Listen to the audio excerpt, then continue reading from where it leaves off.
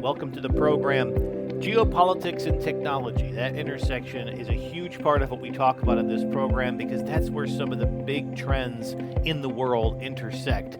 Not just the new technological evolutions, but how countries will use them for their own benefit and potentially against their rivals. Well, we thought it was a great opportunity when we heard that Rishi Iyengar was available to talk about this intersection because it's exactly what he covers for Foreign Policy magazine. Rishi spent 6 years prior to Foreign Policy magazine working for CNN Business as their India editor in New Delhi and a technology writer for them in San Francisco, as well as 2 years reporting for Time magazine from Hong Kong. He received a bachelor's degree in political science from Fergusson College in India and a master's degree in journalism from Columbia University in New York City. He's also an alumnus of the Young India Fellowship.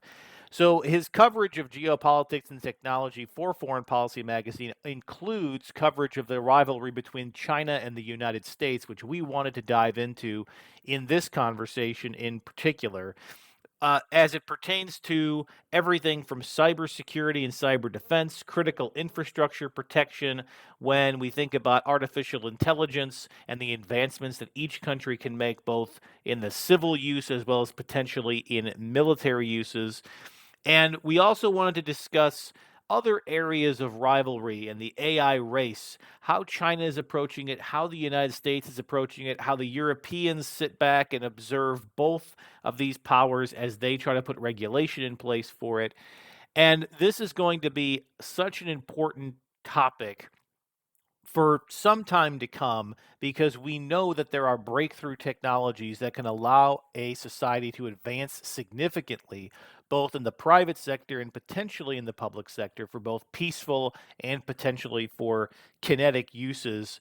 And this is technology that China and the United States have in the past shared some of the learnings from, but where we are now in international affairs, there are a lot of restrictions on technology moving between these two countries because of the perceived opportunities that AI can give any given country to quickly leapfrog their rivals in ways that could be detrimental to national security, to economic security, and to the competitive balance in the international community.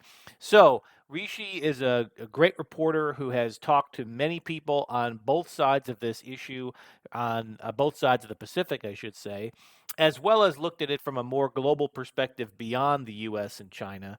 And he was generous enough with his time to spend some time with us covering everything from TikTok and the controversy in the US around whether to allow that service to continue, given its ownership from China and its origins in China, to looking ahead to the future. What are the next big technological advancements that could disrupt global security and could cause businesses challenges, that could cause governments challenges, and that will be the subject of future trade negotiations and potentially restrictions in technology transfers between countries. So it's a huge topic. It's always great to talk to a journalist about this who can break things down for us and help us understand it at the basic level. So Rishi spent about 45 minutes with us. I am proud to present that interview for you now. Stick around at the end of the interview. I have a couple of thoughts and we'll wrap up the show. But for right now, I bring you this conversation with Rishi Iyengar. Rishi, welcome to the program. Thank you. Thanks for having me and looking forward to the conversation. Excellent. So we gave a brief introduction, but nobody can introduce themselves like themselves. So for the benefit of our audience, tell us a little bit about your background and your current work.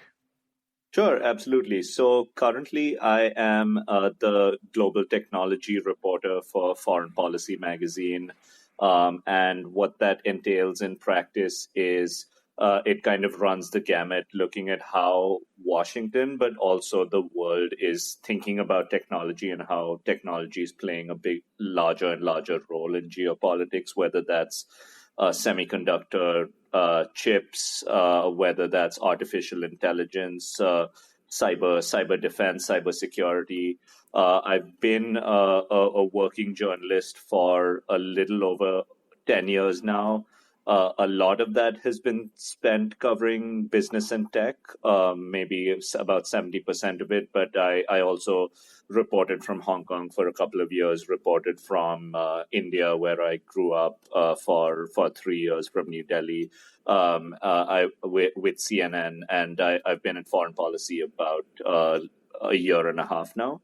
But basically, right now, to sum up again, I operate at sort of the intersection of technology and global policy here in Washington. And these are the biggest trends of our world today, and we have lots to cover on each of those items. Let's begin at the high level, though. One of the big rivalries in the world for the last 20 years and likely for years to come, the United States, China, that has been in the headlines here as we record in 2024. But help us understand at the strategic level, do both of these countries have a cyber strategy that they're focusing on? And can you help our audience understand the U.S.'s objectives in this space and China's objectives in this space? Yeah, absolutely. So I can start with the U.S. side. It's maybe tempting to sort of think about it, especially as a lot of people in Washington do, as a kind of offense versus defense framework, and that is true of large parts of the U.S.-China dynamic, especially when it comes to cyber. The U.S. Sees itself very much as a cyber defender, defending against Chinese aggression, Chinese tactics. So in terms of the cyber strategy, there's been a big focus on what in the cyber field is called critical infrastructure, or it's pretty self-explanatory that it means the kind of infrastructure across the country that we need to live, that our daily lives depend on. So think pipelines, think water supply systems, think hospitals, kind of these essential functions and services that if they were compromised, if they went down, as we have seen, we can get into that maybe a bit later, but as we have seen with cyber attacks having the capability to take down some of these systems, it's hugely disruptive. And so the US is very much a target of multiple adversaries. Russia has traditionally been a big adversary for the US when it comes to cyber. China, increasingly so. There is an element in especially the national cybersecurity strategy that the Biden administration released a couple of years ago. I know we're talking about strategy more broadly, but they did release a specific strategy document that provides some clues. There was an element, and there has been an element of sort of offensive cyber on the U.S. side, but by the U.S. and allies trying to go in and disrupt adversaries such as China, but those aren't made as public.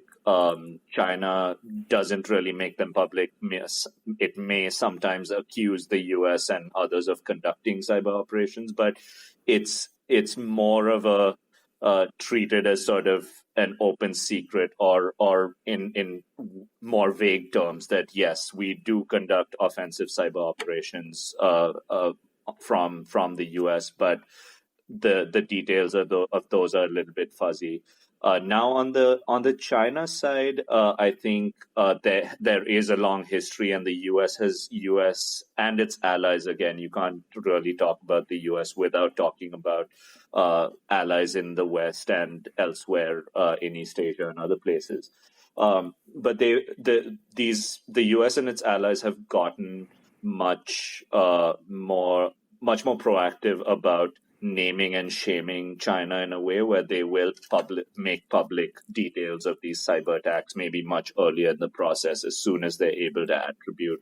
And the trends I've seen from talking to people in DC who focus on this stuff, talking to people elsewhere, is that China's tactics have shifted slightly.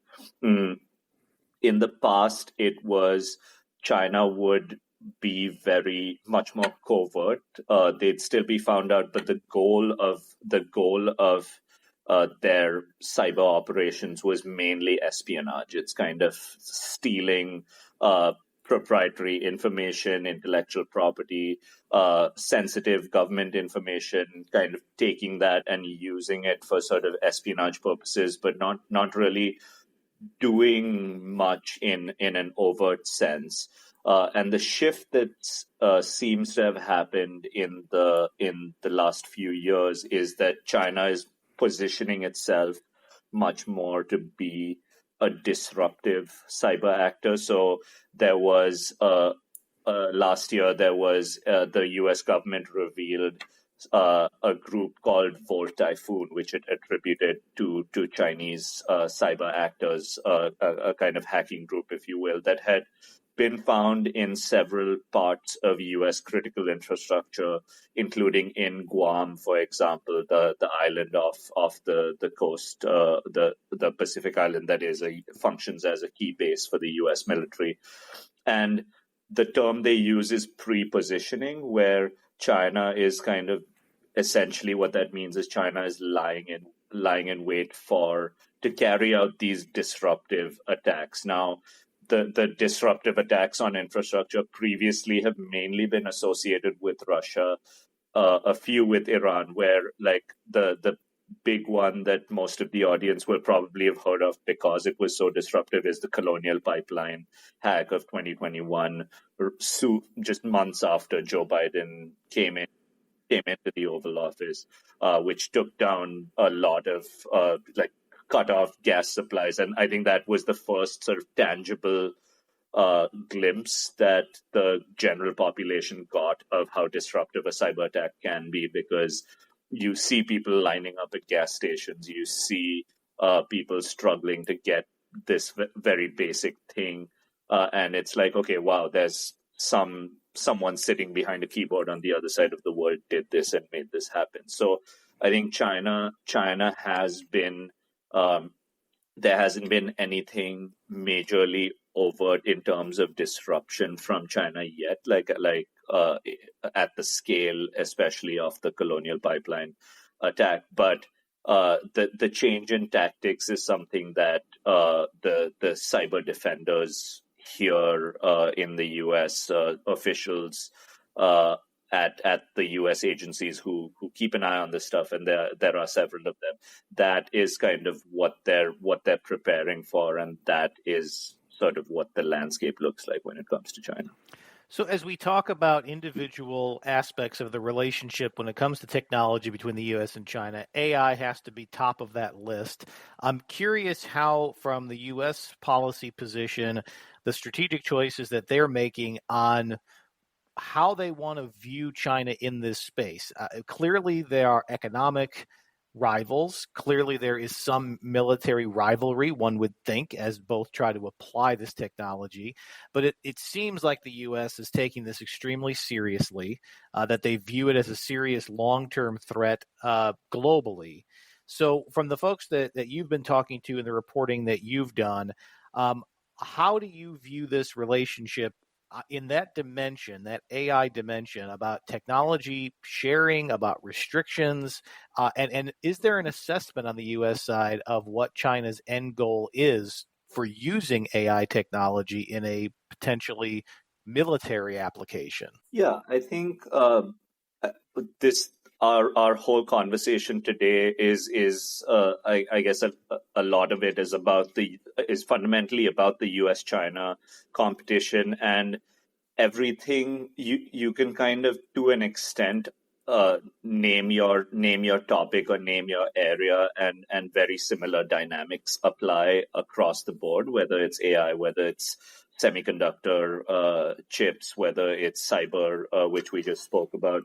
I think when it comes to artificial intelligence, there is a recognition that this is a fundamentally kind of transformative technology. It has the potential to be a transformative technology of the scale of the internet itself, in terms of, you think about how much the advent of the internet just disrupted and transformed global commerce, global societies, politics, you name it, and so it's it's still being developed. The technology is still evolving, and being evolved by the people who make it, and that's playing out in different ways.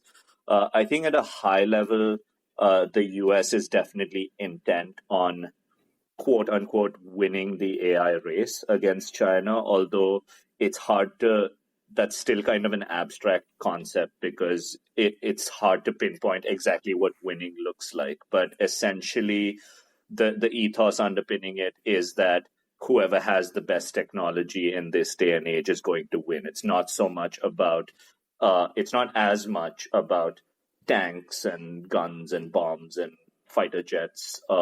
It's more about who has the most advanced technology. That is sort of the framework. Not that those things, the military sort of traditional equipment, not that isn't important and doesn't play a role, but the fundamental, you see conflicts like Ukraine and how technology has been used there, and it's really the fundamental nature of warfare in many ways is changing, and it's still the ways in which artificial intelligence contributes to that is still playing out. But I think overall, there is a sense, and it does tie in back into semiconductors as well, which is another area of intense US-China competition.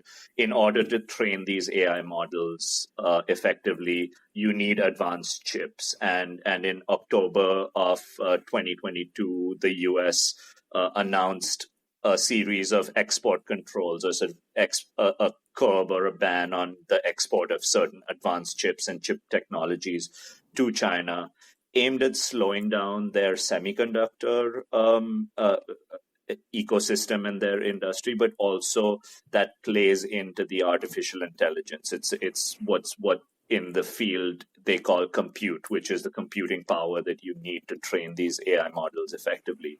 It's aimed at kind of kneecapping China on that front, and on the China side, China has put out a goal. I believe by 2035, or they have like a 10-year. They have 5-year plans, 10-year plans, 15-year plans. All these things that they've put out, and one of those it says that they want to be an artificial intelligence power within the next 2 decades. So China is very much working towards that. They've prioritized a lot, and in certain AI applications, they are quite strong. You think of applications such as facial recognition, and China is very advanced, in part because their system of government relies so much on surveillance, on those kinds of applications, and so they have invested a lot more. But it's a lot of government-backed development, and the US, on the other hand, is letting the private sector innovate and relying on the private sector to keep the US ahead when it comes to technology. And the last thing I will say on the military aspect that you asked about specifically is that a couple months ago, there were talks between a U.S. delegation and a Chinese delegation in Geneva, in Switzerland, which is, I guess, it may have been Zurich. You check me on that, but it was either Geneva or Zurich. But in Switzerland, which is, I guess, as neutral venue as you can expect. But looking at the applications of AI and trying to sort of arrive at some common guardrails, because there is a recognition that in a military conflict, as we know, things can get out of hand very easily in ways that are harmful, not just to the parties involved, but to the world at large. And I think there is a shared concern about when you put so much capability in the hands of these AI systems, what could happen. So at the same time that there is competition, there is an effort at dialogue. How effective that dialogue will be, and how there is a level of mistrust that China will actually adhere to whatever is agreed upon. They have shown a history of just flouting international agreements. There have been similar conversations at the UN as well. So there is an effort to sort of manage the conflict, but the conflict is still very much driving the dynamic.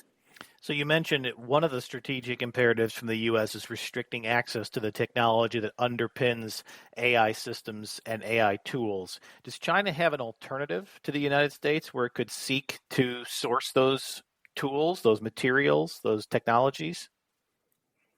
When the U.S. did this first round of export controls that we saw back in October 2022, there were certain chips that were barred. It banned like the top tier of kind of the most advanced chips and the equipment used to make them.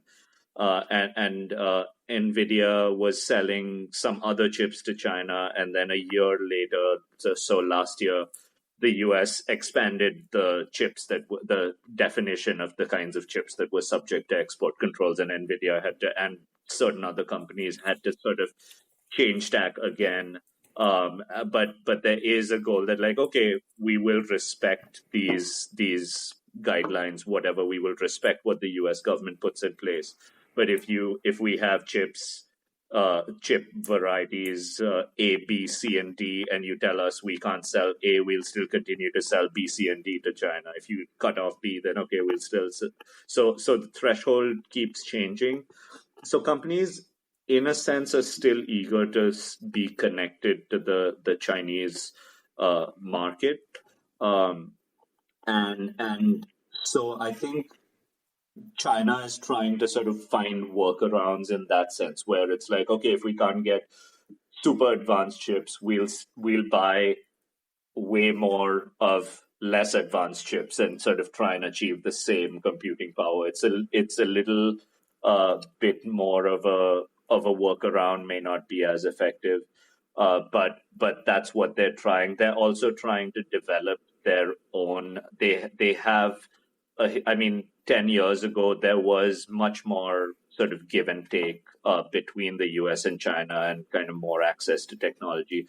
So there is a sense that they have kind of stockpiled some of these technologies and are trying to recreate them, especially when it comes to things like chips.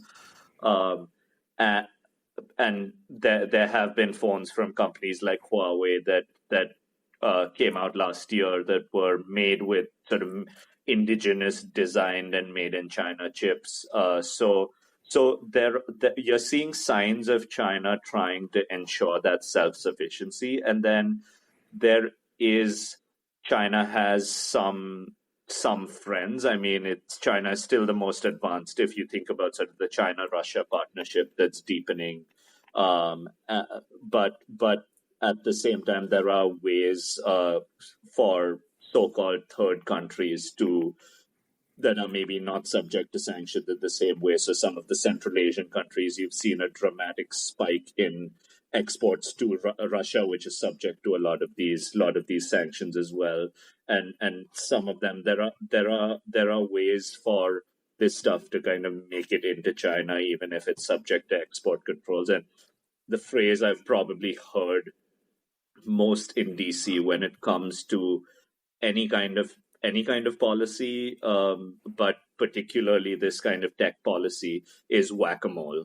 And that is very much how the US sees the game, that it's like, okay, you close a door, China will find a window. You close the window, China will come down the chimney. I mean, it's like there's always loopholes that China has shown itself to be very good at exploiting, and it's just, can you close enough of those loopholes to really ensure that you stay ahead? So one of the big stories of this year, at least in the public's eye, has been the debate in Washington around TikTok in particular, and the Chinese companies, state-owned companies, ownership of it, access to that data. It's been the source of a lot of conversation, a lot of political debate, and it may even come up as part of the U.S. presidential election this year. For the benefit of our listeners who don't understand maybe the workings of the technology, let's assume, folks, if you don't know, TikTok, mostly used by younger people, short form videos, sort of viral content, very easy to consume, very easy to engage. So it's not that dissimilar from other forms of social media. But one of the big controversies is that there is an assumption that Chinese the Chinese government could get access to that data if it so chose to do so, and it's prevalent here in the United States with virtually no real regulations or controls around it. Can you break down for us where this debate is in Washington right now, as we're recording in June of 2024, and where you think it's going? And how do you think the Chinese government would respond if, in fact, this technology is banned in the United States? Yeah, so TikTok has been kind of probably one of the most, if not the most, sort of public, long-running sagas in the U.S.-China tech competition. So if you so I'm sure the audience is familiar with what TikTok is, but in case they aren't, it's sort of a short form video app, and it's usually it goes from sort of people doing funny dances or kind of like little comedy sketches of really short durations to you have seen more maybe it's being used like any other social network, like Meta and Facebook, Instagram, those apps, or Twitter, which is now called X. There has been maybe more political content, and that's caused additional concern in Washington. TikTok is hugely popular in the United States. It's now got 170 million plus users here in the US, and that is concerning mainly because that's concerning to Washington mainly because of TikTok's ownership. TikTok is owned by a Chinese tech giant called ByteDance, and it's a global platform. TikTok, in the way it is in the US, is actually not available in China. There is a different version of TikTok for Chinese users that has very different kinds of content and is subject more to Chinese censorship controls. TikTok is very much a global, albeit Chinese-owned platform. And I think that is where much of the concern stems from, because of the level of control that the Chinese government is potentially able to exert on all tech companies that operate within China. China's security laws theoretically give the Chinese government, led by the Chinese Communist Party, the power to demand any user data, any kinds of data or information from any of these tech companies. Now, TikTok has said that it has not been asked for user data and would not hand it over to the Chinese government if asked. But I think Washington, by and large, is skeptical about that would actually be the case. And there have been several news reports indicating that TikTok is already sort of siphoning user data to executives based in China. TikTok US employees are sharing data, even data on journalists with their superiors or colleagues in China. So I think that is one part of the concern.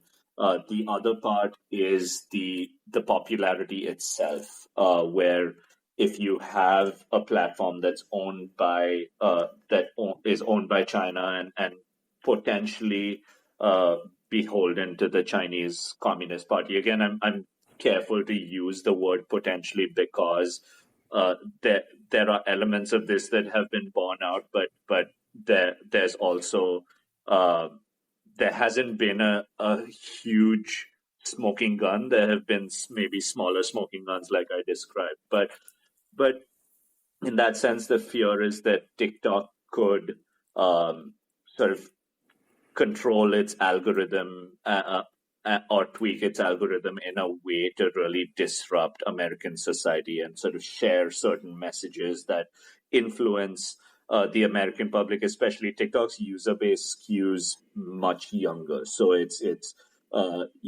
youngsters, teenagers, and above teenagers, 20 somethings are by far the heaviest users of the app. And so the concern is that these kind of impressionable young minds may see may, TikTok may try to sort of influence them and wreak havoc in U.S. society. So that's another element of it. So there's the data aspect, and then there's the platform itself. So with that background, where things stand now is the interesting thing is that this has become kind of a bipartisan issue. Both Democrats and Republicans largely are on the same page when it comes to the threat of TikTok. There have been attempts to ban it. Like I said, this is a long-running saga going back to the Trump administration. And now, earlier this year, there was a bill that passed the House and the Senate and was signed by President Biden on a hugely bipartisan basis. I think it was, I forget the exact numbers, but I think it was kind of over 70-80% of congressmen in the House voted in favor of this, and it had it's as one congressman put it to me, it's hard to get that many people in Washington to agree on anything, but you had Democrats, Republicans, sort of across the board agree that TikTok needs to divest from its Chinese ownership within a year, or it will be banned in the U.S. So that's where we stand now. TikTok has ByteDance and TikTok have challenged that ruling in court, and it's making its way through the courts. It and as you mentioned in your question, it has implications for the U.S. election.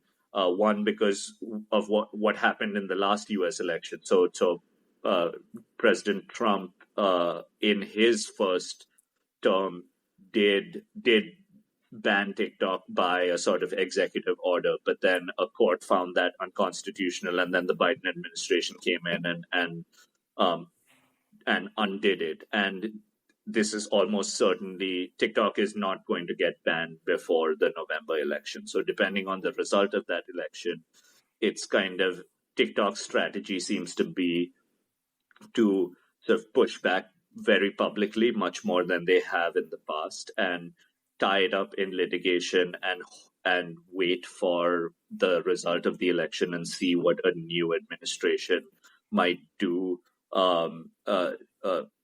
Donald Trump, who as president was much more vocally anti-TikTok, has now come out and said, well, it's a popular. He's completely flipped to the other side and said, well, it's a popular platform. I don't know if we want to ban it. We'll have to see. And so him coming back might actually be a completely different scenario for TikTok this time. So I think there's still a long road ahead, and TikTok is probably counting on that. There's a lot of uncertainty, and the more important thing to point out is until it's banned, both campaigns, both presidential campaigns have accounts on TikTok. So the Biden campaign and more recently the Trump campaign also joined TikTok. Which is just a recognition of if you want to, like it or not, if you want to reach sort of the young demographic, reach like a broad swath of voters and potential voters, maybe a lot of first-time voters, given the dominant kind of youth demographic on TikTok, there is no better platform to do it, and so. Until it's officially banned, it's legal until it's not. So right now, the campaigns technically aren't doing anything illegal by being on the platform. But it is this curious case of sort of continually warning about the dangers of TikTok, but still using the platform to reach your voters, kind of as an implicit recognition of how powerful and how important it is in the US zeitgeist. So on this, where we're going with this, if we end up in a place, however the elections in the U.S. turn out, whatever the policy is, where a tool like this does get banned, do you foresee China having any retaliation? I mean, they already outlaw a lot of the social media platforms that are based in the U.S., so it's hard to imagine there's too much more that would occur. But do you think that this would actually cause a more public back and forth between the countries as you start seeing the U.S. specifically outlaw a tool because of its ownership being in China? There'll inevitably be some repercussions. It's hard to say what those are. China has already put certain controls over TikTok's algorithm. So the algorithm that powers the kinds of videos you see, and that is the most valuable part of kind of TikTok. There's been talk of hiving off the platform without the algorithm, but China has already put export controls of its own around TikTok's algorithm that would prevent it from being sold to anyone else. So even if there was a US buyer that would be willing to kind of purchase TikTok, which is what the bill asks for. It's a divestiture, and if that divestiture doesn't happen, then it's a ban as of now. But China is going to make it as difficult as possible for someone to actually buy TikTok unless they buy it sort of without the algorithm as a sort of shell of what it is and what it's capable of. So that is one dynamic that already exists. I think one interesting thing was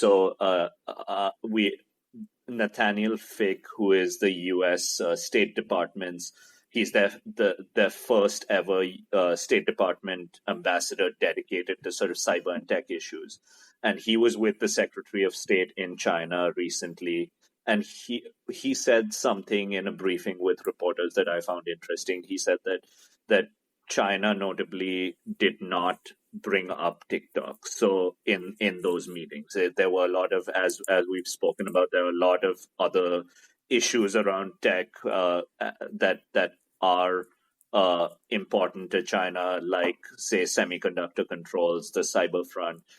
TikTok, they are right now. It appears kind of to me from the reporting and from everything I've heard that China is sort of seeing how it plays out, and it's kind of we'll cross that bridge if and when we get to it and it does get banned. In terms of retaliation, I mean, there are already theoretically many other things, given how dependent a lot of US companies still are on China for sort of manufacturing. So much manufacturing, both tech and non-tech, has moved to China over the past decade, and all countries are sort of trying to dial back that exposure, but it still exists. You think of Tesla has one of its biggest factories outside of Shanghai. Starbucks has a huge business in China. Car companies like Volkswagen do a lot of business in China. Maybe on the traditional sort of like apples to apples, like Meta and Google and other US tech platforms, X / Twitter, for example, are not allowed to operate in China. So there is less of that.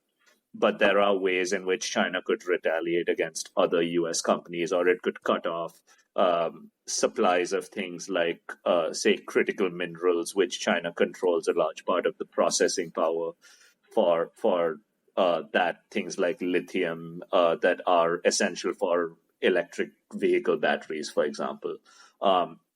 China has done some of that, like in a calibrated way in response to previous semiconductor controls from the US, but there is more it could do. The only caveat is that China is also equally kind of dependent on the global economy. So there is an element of there's only so much China can do in retaliation without kind of shooting itself in the foot or cutting off its nose to spite its face, to kind of mix metaphors there.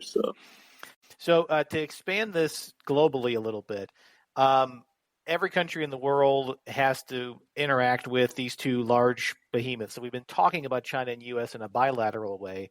Let's talk about the Europeans for a moment, because it seems to me they have some of the most advanced AI regulation, and they're also taking a pretty proactive stance on determining privacy laws and how that's going to play into the future of this technology. Can you give us a little sense of how the European Union and some of the key countries in Europe are looking at this between the U.S. and China as a rivalry? Do they have a dog in this fight? And how are they approaching this new generation of not just AI and the semiconductor conversation, but even how to interact with countries like China? I'm curious how Europe thinks about TikTok, for example, and the availability of it in their countries.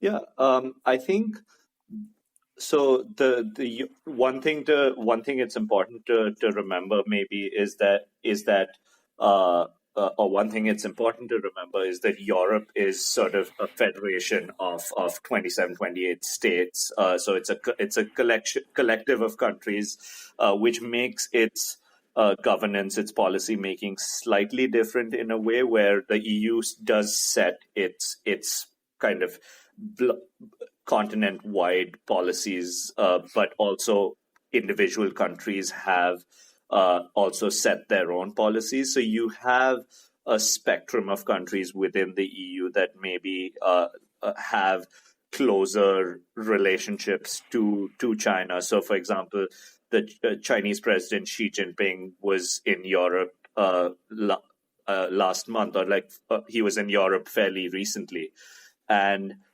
he visited.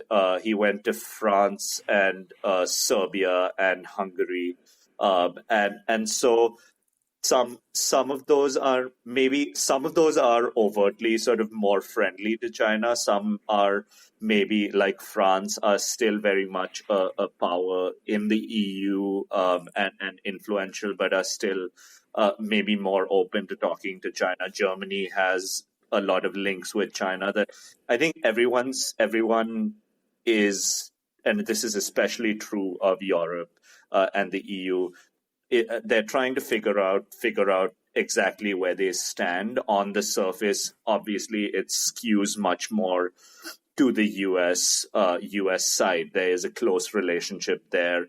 There's also an economic relationship with China that they are trying to balance. It is kind of manage the riskier aspects of it without sort of blowing up all relations, and that's in a way resulted in the US also tempering its language to some extent on China early on in the Biden administration. Even the phrasing that they used to talk about China, the word that was used previously was decoupling. We need to decouple our economies from China, and slowly over the course of a couple of months, and the EU was a big part of that conversation. The language shifted from decoupling to de-risking, where it is like we will manage the risks at the kind of edges of this conflict, but we won't, and more importantly, we cannot unwind the incredibly complex relationship between the world's two largest, and then if you extend it to Europe, some of the world's largest and most powerful economies.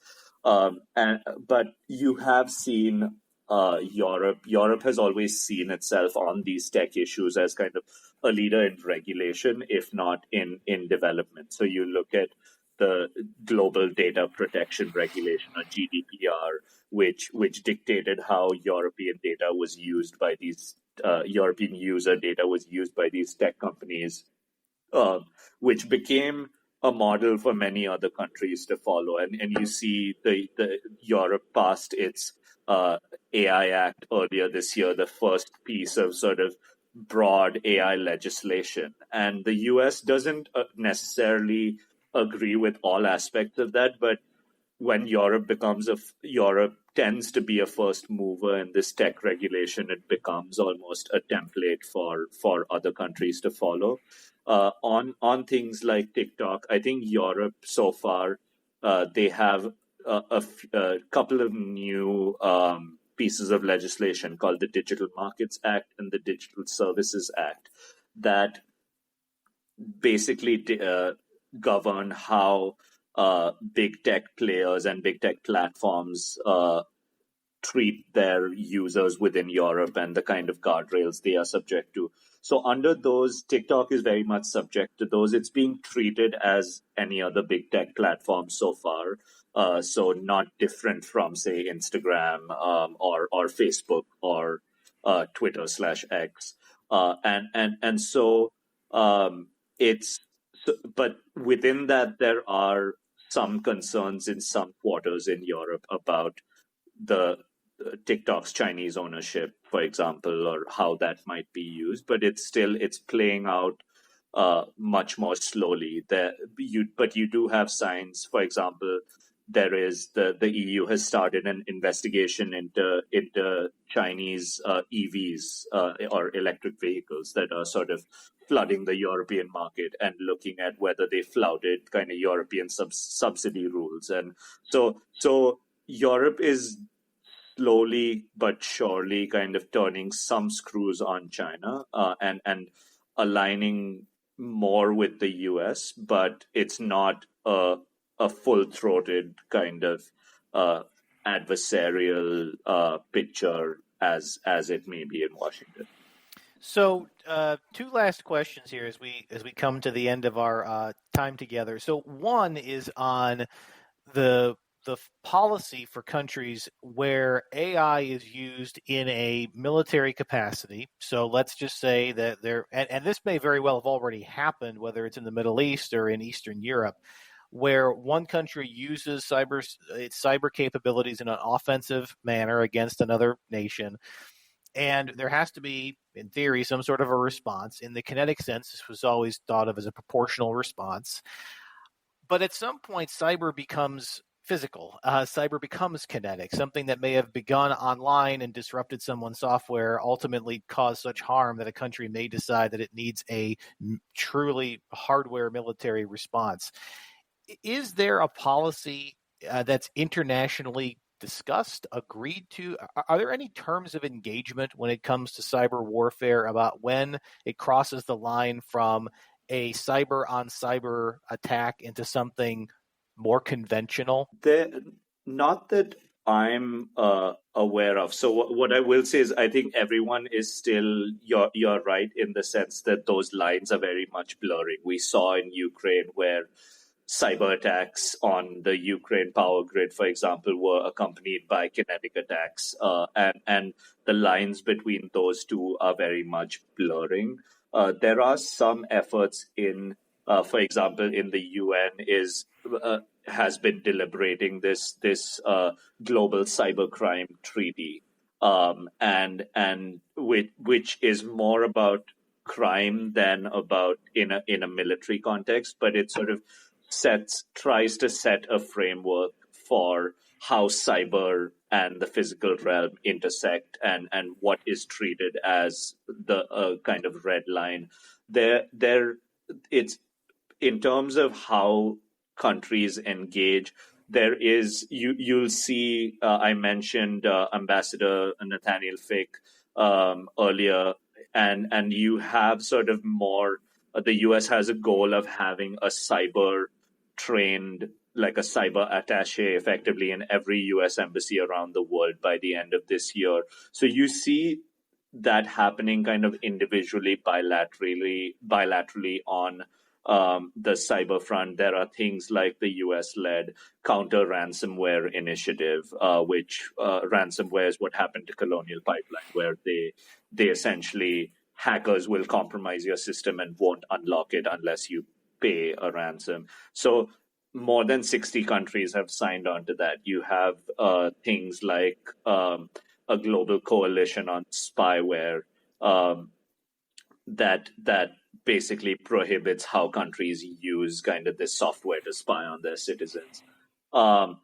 And so there's kind of a patchwork of policies around the world, and the UN is probably the body where all of the it's a common forum for the largest number of these countries, but hasn't maybe necessarily been as effective in setting guardrails on exactly how you use cyber, when you use it, what those red lines are.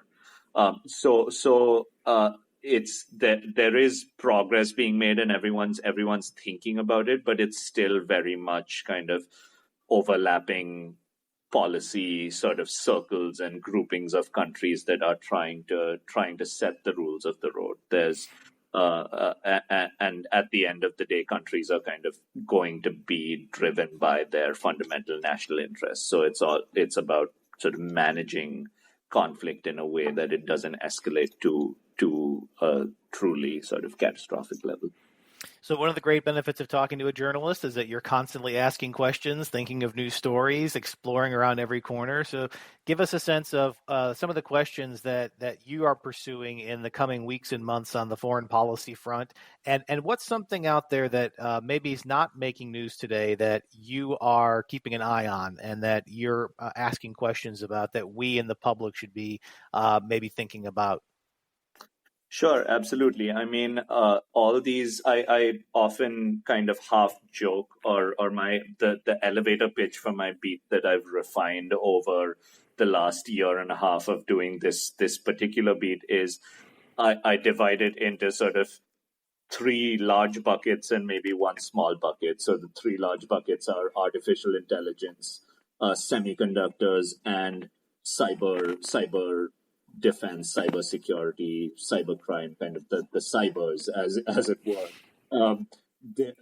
Those are, and all of which we've spoken about today. And then the fourth bucket is kind of a smaller, what I call maybe like 10 or 15%, what I call the everything else bucket. So tech policy, regulation, things like the TikTok ban, sort of things that don't quite fall into either any of these neat buckets, but intersect across all of them in a way and have broader implications. So that's kind of how I see the landscape, and each of those issues is developing in their own way. There's a lot of like AI governance, AI development, what AI can and can't do. Cyber is especially with the US presidential election coming up.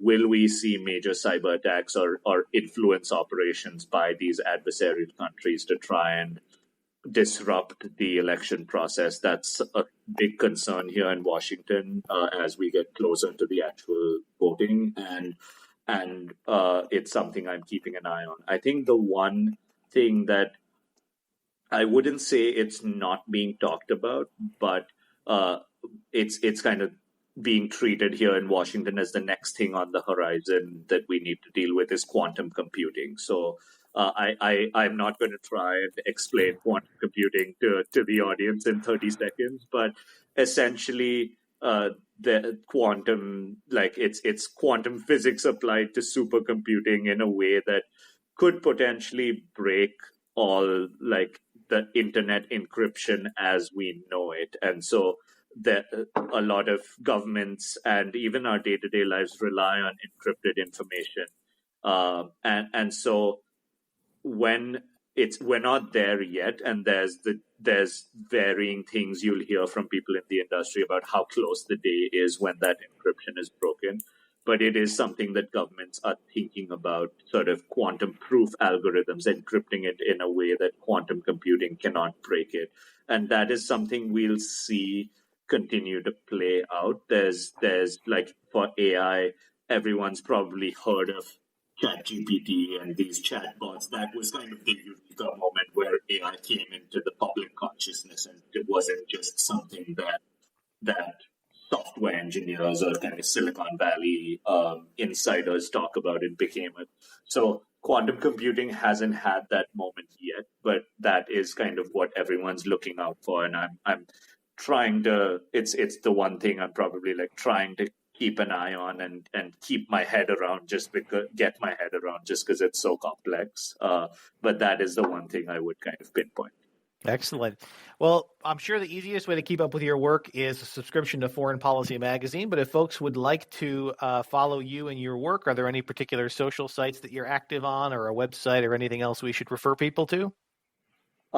Yeah, I'm on all the major social media sites. So Twitter, in X, Instagram, Threads. So I won't read out all my handles on air right now, but you can find me. Just search my like first and last name, and I post pretty frequently on all those platforms. But yeah, I would be remiss if I didn't encourage your audience to subscribe to Foreign Policy and read not just my work, but a lot of my colleagues do some excellent work as well on various aspects of the geopolitics beat. So yeah, thank you for having me. Of course, we'll include links to your social media channel as well as the subscribe section of Foreign Policy Magazine in the show notes and the description of this podcast.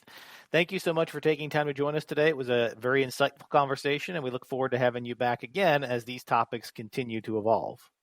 Thanks so much, Brian. Great talking to you. I really enjoyed myself as well. I asked a question in this interview, and I've asked it in others that if you've listened to this program for a while, you've heard it. And you've also heard that we haven't really had a great answer to it yet.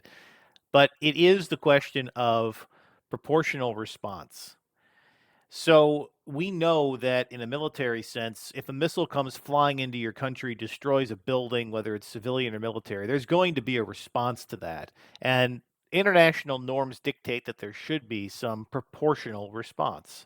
You get hit with a missile, we strike a militarily valuable target somewhere in your territory. But the land of cyberspace is a different ballgame. And it doesn't seem like there has been any public conversation about what proportional responses look like. For all of the concerns, and there are legitimate reasons to believe that the US and China could potentially end up in a military conflict in East Asia or elsewhere in the world, it seems far more likely that an escalation of cyber attacks between the two governments would happen before, maybe even during, any conflict that involves troops, tanks, planes, guns, bombs. And there's no real conversation publicly around what is an acceptable escalation, what are legitimate targets, and where are America's red lines in terms of what it will tolerate before it responds. We do not know all of the attacks that have happened against America's critical infrastructure or American businesses from places around the world, including from China. We also have only heard scattered reports from those who are in a position to know that they believe that the Chinese government has probed the U.S. cyber defense space to see what they may have access to, potentially having planted programs that, if activated, could cause major problems in critical infrastructure in the US. And we have to assume that the United States has likely done something similar with critical Chinese infrastructure. But we have not had a real conversation about what that means. So let's take an example that would affect you or me. Let's say that for one reason or another, and let's use, because we talked about China in this program, let's say the Chinese government decided to launch a major cyber attack against America's banking system. And for 48 to 72 hours, it effectively seized up the movement of money in the United States. Everything from payrolls that and paychecks that people get and rely on all across America to eat, to survive, to loans, to mortgage payments, to business loans, to even being able to deposit money at your local bank at the end of a day for a small mom and pop business. What would the proportional response of the United States be to a cyber attack against its private financial institutions? The fact that we don't automatically know the answer to that is concerning. The fact that the Europeans haven't really explained what their response would be is concerning. What if it wasn't proven that it was a state actor? What if it was a private organization working potentially on behalf of the Chinese government, but with plausible deniability that it could have been its own criminal enterprise seeking to disrupt America's financial system for its own nefarious reasons? I think this is a public conversation that needs to be had. And while there's a lot that we can't potentially talk about publicly because of national security considerations, and there's probably top secret information on the technologies available to U.S. cyber warriors and militaries around the world, it is still in the public interest for us to understand what we as civilians could be exposed to because we would be the collateral damage. Because this isn't just military on military, you lose an asset, I lose an asset. This is very significant. This could have huge impacts on individuals, and it literally could lead to deaths. If a cyber attack took place against a hospital system somewhere in a ward that's taking care of cancer patients or young children or people with severe disabilities, that could lead to fatalities, not simply disruptions. If we lost power in a major American city for a week, as has happened after storms, let alone a cyber attack, think about how many people rely on electricity for life-saving medications or for life-saving apparatuses, or simply if it's 105 degrees in South Texas in the summer, how many elderly people would be automatically vulnerable, and how many young people potentially could overheat in that environment. Citizens are the collateral damage of all conflicts, including cyber. So I am hoping that we have more of that public dialogue. I think our elected officials owe it to us to have that public dialogue, and we'll do everything we can on this program to continue searching for those who are able to have a responsible conversation around this topic and to help us average citizens understand what the capabilities are, what the threats are, and what we need to be prepared for in a new and incredibly dangerous world where cyber attacks, they are going to be ever more present, and they may not look like the ones of the past. These may have more real world consequences in everyday lives than anything we have seen militarily up to this point. I very much appreciate everybody who takes the time to listen to these programs. I hope that you have had a chance to visit my website, brianjmatos.com, where you can find every episode that we've done of this program, going back to episode 0, and all the topics that we have covered. Follow me online if you are so inclined. I have an X account, I'm on Facebook. Please follow that page. Most importantly, I have a YouTube channel where you can watch clips from these programs. You can listen to the entire episodes. And if YouTube is your channel of choice, if that's where you spend the bulk of your day, we're happy to meet you where you are. YouTube has my program at Brian J. Matos Podcast. We upload all of our full episodes there. We upload clips on a regular basis in case you can't listen to the full show or you only want a taste and a preview. And we love to take comments there as well. And it's an easy place for you to share the program with your community of curious minds. Thank you all for listening again. Find me on my website, find me on the YouTube channel, find me on your favorite social channels. Look forward to talking to you again very soon. And in the meantime, I encourage you all to stay curious.